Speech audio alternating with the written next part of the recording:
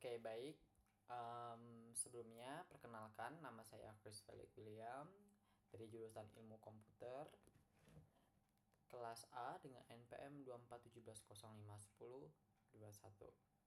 Di sini, saya akan membahas tentang teori komputasi.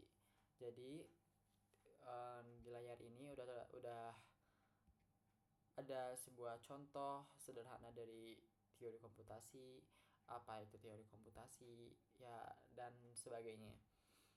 Baik, langsung aja mungkin kita mulai. Di sini tuh ada arti dari teori komputasi. Jadi, teori komputasi itu adalah cabang ilmu komputer yang mempelajari bagaimana komputer itu bekerja secara abstrak. Teori ini nih menjelaskan apa yang bisa dan tidak bisa dihitung oleh komputer. Salah satu model utama dalam teori komputer ini adalah automata. Automata adalah sebuah mesin abstrak yang digunakan untuk mengenali pola dan memproses input berdasarkan aturan tertentu.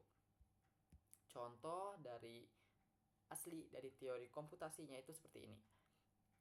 Jadi, di teori komputasi itu ada yang namanya VSA, Finite Stage Automata.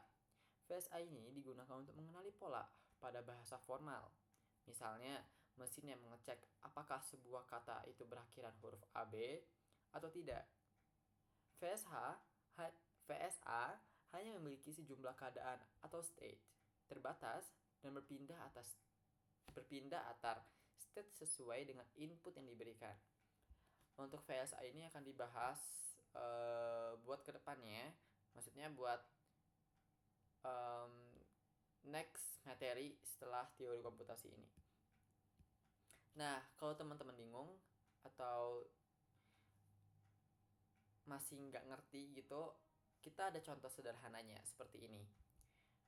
Bayangkan di sini tuh ada sebuah mesin penjual permen gitu, teman-teman. Di sini kita masukin koin 500 perak gitu. Kita masukin nih. Nah, nanti mesin tuh ingat ada satu koin itu tuh berupa 500 perak itu. Nanti kita masukin lagi nih 500 perak. Jadi totalnya ada 1000 kan. Nah, dari 1000 ini udah memenuhi nih.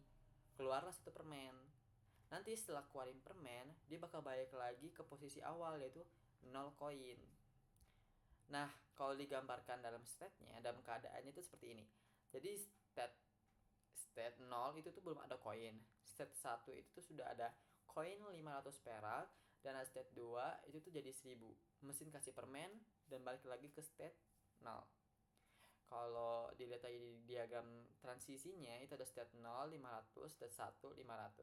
State 2 itu keluarin permen, balik lagi ke state 0. Kenapa ini bisa dibilang teori komputasi? Karena mesin ini tuh cuma bisa menginput tertentu gitu loh, teman-teman. Kayak di sini kan dia harus dikasih 500 perak. Kalau misalnya nggak dikasih 500 perak, ya mungkin dia nggak bakal bisa ngebaca. Terus di sini ada mesin punya aturan jelas kapan pindah state ke 0, ke 1, ke 2 gitu. Terus ada output permen tadi muncul kalau kondisi tertentu itu terpenuhi. Dan yang terakhir itu sama persis kayak komputer membaca program, input, state, dan output.